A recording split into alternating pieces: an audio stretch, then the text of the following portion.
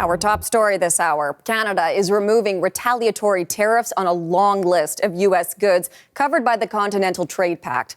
The move by Prime Minister Mark Carney will take effect on September 1st. Let's turn to the CBC's Mark Carcassol because he has been tracking the latest developments and reaction for us. So, Mark, what are you hearing so far? Yeah, Hillary, we're getting a lot of reaction from the business community in Canada. It depends on the type of business that we're talking about, but for the most part, reaction has been positive. Sort of like this is a good first step, but not the ultimate move. Reaction as everyone looks forward to next year with the renegotiation of CUSMA. There seems to be an agreement there that our relationship with the U.S. likely won't be the same as it is or was, but that's something that can still benefit both sides, will be workable moving forward. One of the people who reacted to us, who we spoke to this afternoon, was Beth Burke. She is the CEO of the Canadian American Business Council. She welcomes the move, again, as a positive first step.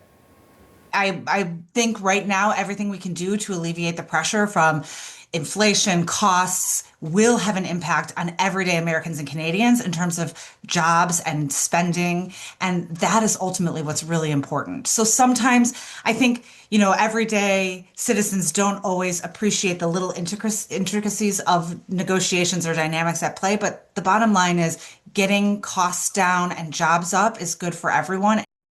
Costs down, jobs up. She also notes that this announcement could leave a little extra money in Canadians' pockets, which sort of helps everyone out as well. The Canadian Federation of Independent Business sent us a statement.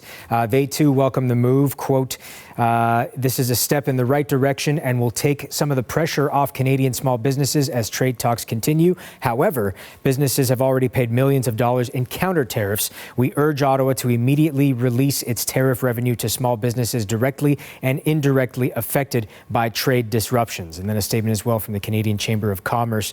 Catherine Fortin-Lefebvre, the Senior Vice President of International Policy and Global Partnerships, says sectoral tariff impacts around agriculture, steel, aluminum, and copper have borne the brunt of this dispute. Unlike other industries, they have no CUSMA exemption process to ease the pressure. Canada must work closely with these businesses to calibrate our response while pressing for a lasting resolution with the U.S. and other trade partners. And that is the other big thing that we're seeing here, is that while everyone is saying that, yes, for most businesses, this could be a positive step, looking both ways. But for those sectoral businesses that are affected by these tariffs and continue to be affected by them as the time goes on, there is still much relief that is needed there.